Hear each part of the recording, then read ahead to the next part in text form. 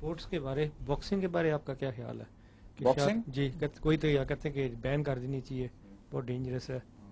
تو آپ کا کیا خیال ہے حضور؟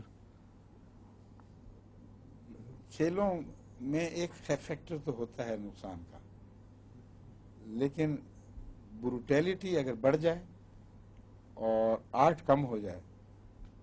تو یہ بیلنس قائم کرنا قوم کا فرض ہے۔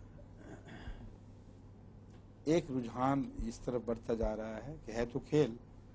فٹ بال میں بھی ٹانگیں ٹوٹ جاتی ہیں، ہر کھیل میں ایک رسک ہے، لیکن وہاں آرٹ کا فیکٹر اور صحت کا جو دخل ہے وہ نقصان سے نمایاں طور پر بالا اور فائق ہے، اور قرآن کریم کا یہ اصول ہے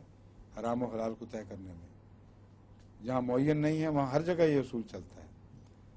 تو جو حالات سامنے آ رہے ہیں اس سے لگتا ہے کہ یہ جو کھیل ہے اور دوسری جو فری ریسلنگ، دونوں بل فائٹنگ ہاں بل فائٹ، یہ تینوں چیزیں، اور یہ فری اسٹائل ریسلنگ، ان سب میں